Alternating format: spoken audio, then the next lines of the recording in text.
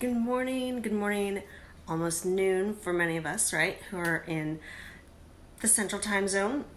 So I hope you guys are having a just wonderful week. Oh my goodness, I am just super excited. Thanksgiving is right around the corner. I don't know about you guys, but super excited. Cannot wait to go see family and to spend time with family and just be able to nurture those relationships and to connect and just be able to grow, right? So today, though, I'm super excited to be able to share with you guys about fertility.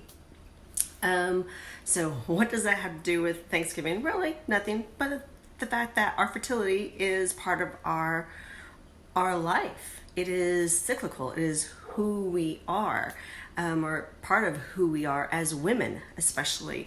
But our fertility is also intertwined with our men, right? So but I want to be able to talk about so many things. I've been journaling and writing about fertility for quite a while. I used to actually teach about fertility, or fertility appreciation, many years ago.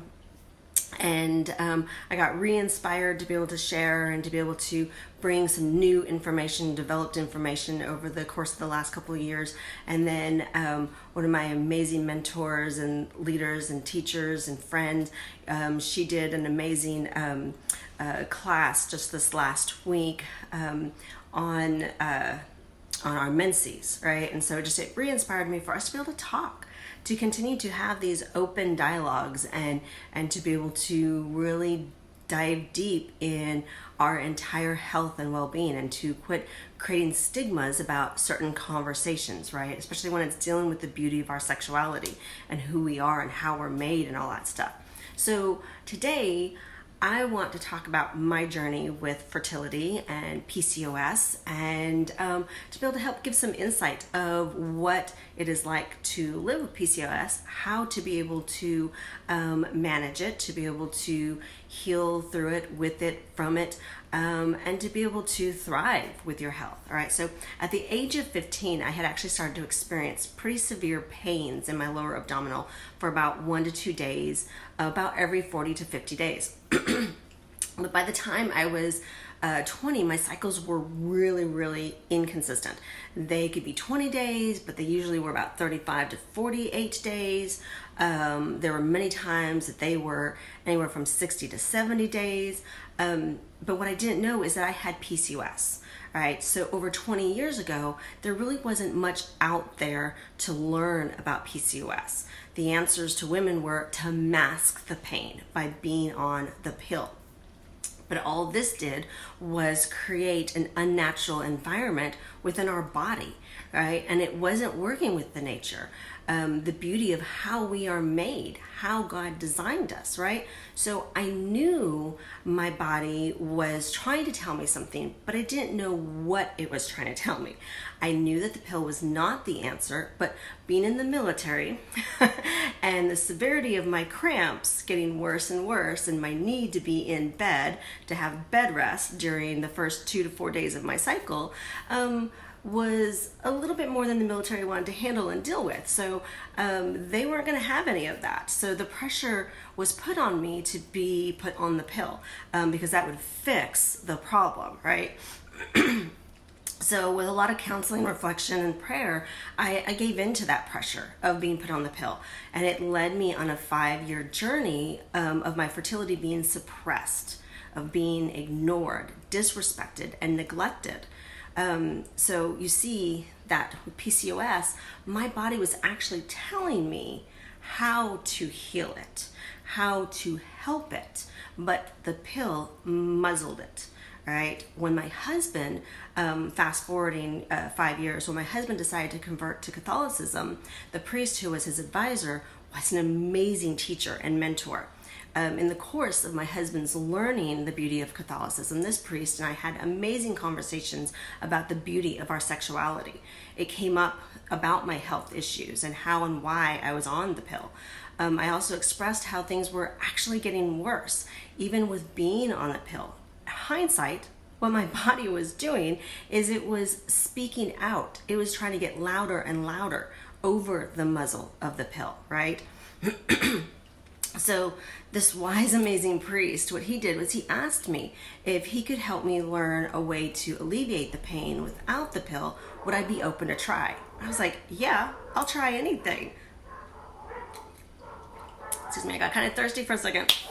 So I was absolutely and totally in favor of doing this, all right?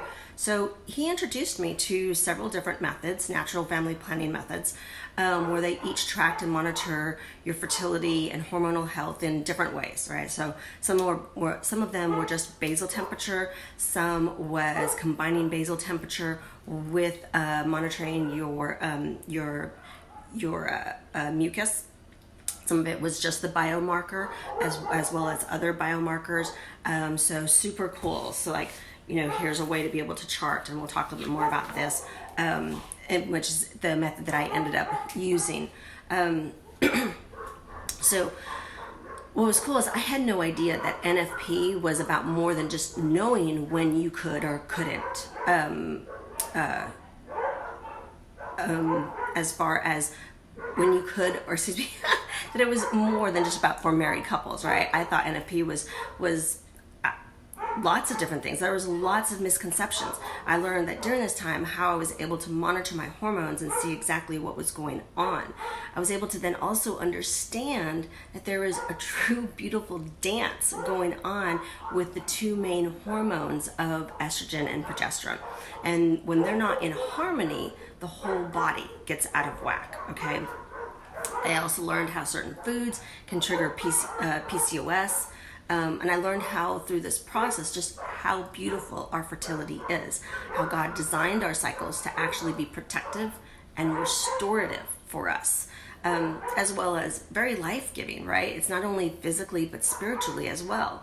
So I learned this, that monitoring my fertility wasn't just for couples to communicate to how whether or not to achieve or to avoid a pregnancy, that it also was for truly monitoring my health, my physical health, that there was something that this was something that not just us as couples, but young girls needed to be able to learn and know, that they should chart as soon as they started their menses, that it teaches us to appreciate our body and how to protect and honor our body. So the pain did become less when I was able to start monitoring and really understanding my body. And in the process of this, my husband and I, we decided to start trying to actively achieve a pregnancy. And when this didn't happen within months or even month after month after month, we knew that there was something more. Again, because we were charting, we were monitoring my fertility, it helped us to be able to see a picture, to be able to really get an idea of what was going on with my health. And this is where it became an amazing blessing doing this. We were using a method that was monitoring my cervical mucus specifically. We were able to discover that I was estrogen dominant, which allowed us to understand that I probably was also insulin resistant, which meant that my diet as well as my DNA was a factor, that we were able to start connecting the dots of my health, that there were more dots to connect actually that we didn't even know that there was to connect, and we discovered those years later. So in the process of me falling in love with this fertility charting method system, I decided to actually become a practitioner for a short period of time. I was able to teach and guide other couples to learn about monitoring their cycles, to empower them to make that conscious decision of whether they were ovulating to either engage or abstain from sex, depending on the place of where they were with their life journey, as well as to be able to understand what's going on in their body, right? To be able to understand what's going on hormonally. So fertility tracking created communication in a way that was deeper and more rewarding, not only for me and my husband, but for other couples that I taught, and for all the couples who continue to learn about it. So what I learned, though, in the process of this with my PCOS is that grains, dairy, and sugar were truly triggers for me, and that stress was a huge trigger. And I've also been able to discover and to research and learn throughout the years that it continues to be pretty consistent in women who have PCOS, that grains, dairy, and sugar are huge inflammatories, huge triggers for PCOS. And those of you who don't know what PCOS, I'm going to sidestep for a second. Sorry, I didn't explain this in the very beginning. This is polycystic ovarian syndrome. So where our ovaries are created to be able to release an egg each cycle, right? And what happens is that egg isn't either able to fully develop, or it gets really big, it's not able to leave the ovary, and it starts creating havoc inside of the ovaries. Or when it finally does leave the ovary, it is very painful. So it can rupture, it can just create all kinds of discontent. And so it's a matter of trying to figure out what is causing our ovaries and our eggs to not flow and to not function the way they were designed to function. So with PCOS also, I tend to be deficient in certain essential minerals, or I was for sure, and many women do tend to be deficient in certain essential minerals and vitamins. So supplementing was a must for me, and it still is. So, but now I'm at a different stage in my fertility. I had to have a hysterectomy several years back due to the discovery of, after many miscarriages, that my PCOS wasn't the only thing that had been causing my infertility, but that I had a severely bicornate uterus, meaning my uterus was inverted a little bit. Some people call it a heart shape, but mine was severely. So I literally only had, when I conceived my daughter and carried her, she had only half of my uterus to be able to grow in. So there was a lot of scar tissue inside and outside of my uterus as well, due to the ruptured cysts of the PCOS, and due to scar tissue because of an emergency appendix removal when I was 15. So the doctor that I had after my miscarriage was truly surprised that I'd even been able to carry my own daughter that I did have to full term. Because hindsight, it's always beautiful, right? Hindsight is that this is so much of why my pregnancy had been complicated. The problem with my uterus, fast forward a couple years ago when we decided that the hysterectomy was what was the healthiest for me. The problem was that my uterus now had become diseased, and it was doing things and experiencing things that were not natural and causing much more havoc than the PCOS ever had. So now I was at a dilemma of, how do I monitor my hormones without a period? All right. So again, it's going back to charting. I'm wanting to continue this natural way of charting, of watching my hormones, watching my health, all that stuff. So whether a woman naturally goes into menopause or has to enter into it prematurely, there are ways that we can monitor our health. So we can still do it, like my ovaries weren't removed, so I can still do some cervical mucus monitoring. It's a little bit different. Charting even how we are feeling to keep track, to help us give indicators of where our estrogen and progesterone are at, because that dance. Also what we're craving can sometimes indicate where we're at with our hormones. And then taking our temperature, the basal body temperature, is super helpful.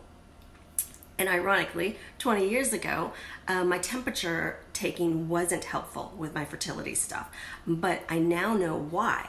Because another amazing hindsight moment is that our thyroid is also responsible for our temperature. So if our thyroid is off, then our temperature is going to be off. So monitoring your fertility also helps you monitor your thyroid, which that's super cool, right?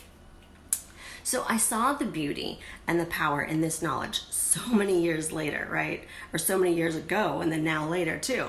So much so that I knew that when my daughter entered into menses several years back, I started her charting, all right? And I'm gonna like pause here for a second. So the method that I used years ago, and that I have kind of like, tweaked and different whatnot, is one of them is called Creighton. So Creighton Fertility Care. This is a super old book. I know their books are all super updated. I can connect you to some amazing practitioners with it to be able to learn and all that stuff. But this just kind of gives you a brief kind of idea of how the charting takes place. Is you chart your days of bleeding, then you chart your drier days, your mucus days, and to be able to give you a flow of understanding how beautiful your body is. And to understand our progesterone and estrogen a little bit, is that the bleeding days and the drier days are when your progesterone is stronger, and then your fertile days, the days that you're having cervical mucus, are your higher estrogen days, right? And again, I'm not a doctor at all, so please, definitely talk to your doctors about this. I am here as a person on my journey to share with you my experiences and to guide you and lead you to practitioners who do this on a regular basis. I'm also, a wellness coach to be able to help you, to guide you in multiple other ways with your wellness and health journey. So when it comes to really getting into the science of all of this stuff, again, remember that I'm not a doctor. I'm here to just share with you all of the amazing things and tools that I've learned, not only for myself, but I use for my practice. I use and help and teach and direct and educate others. So what I love about this is for my daughter is I'm able to watch her be empowered with the beauty and knowledge of understanding her body's physical and spiritual needs. I love how she's able to anticipate when her cycle is going to start and how to honor it with self-care and love. I love how she can recognize the spiritual component to her fertility, which deepens her love and respect for her body, and the theology that it is telling us, which is super awesome, right? So she actually is been recently showing some signs that PCOS could be in her present day or even in her future. But since she is very aware of what can contribute to it and turn those genes on, she's been very conscientious about keeping those genes suppressed and turned off by avoiding grains, avoiding dairy, and avoiding sugar. Plus, she uses lots of ClaryCalm. ClaryCalm is like her serious go-to. As a matter of fact, she was out of ClaryCalm last month, and she was like, "Oh, I need ClaryCalm." And I was like, "Oh my goodness!" So we had to do a makeshift kind of ClaryCalm until it came in. So survived that. She also has some oils that she uses when we're on the go for her cycle, when we're not able to be at home for a heat pad or a cooling pad. So what helps her a lot with the cramps, with kind of constricting them and creating coolness, she'll use the deep blue rub to be able to have that heating pad effect on the go. She'll use Digestzen, and again, she just rubs it on her belly area. So those are really super helpful.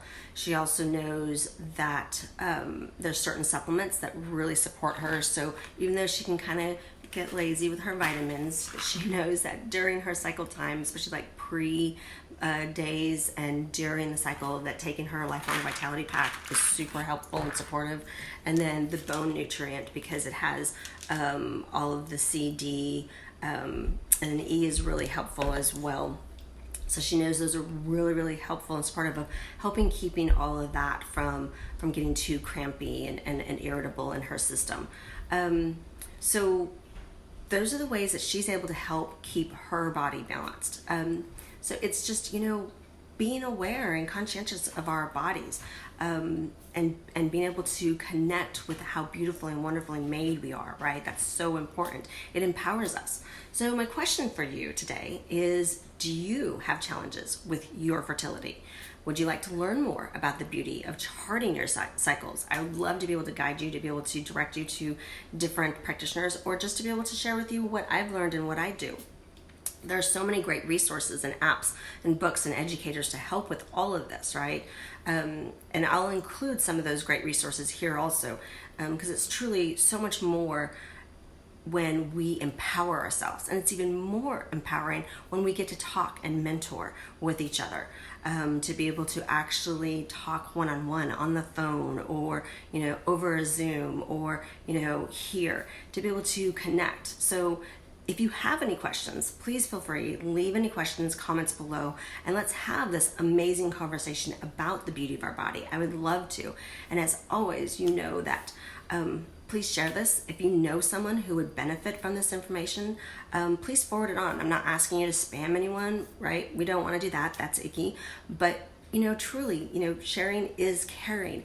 And if you know somebody who's struggling with fertility, infertility issues, or PCOS, or just, icky, period times, please share this information with them. I would love to be able to connect with them and to empower them to be able to live an amazing, thriving life with their fertility, to see the beauty of their body. So You have a beautiful and blessed day, and I look forward to hearing from you soon. You take care and God bless.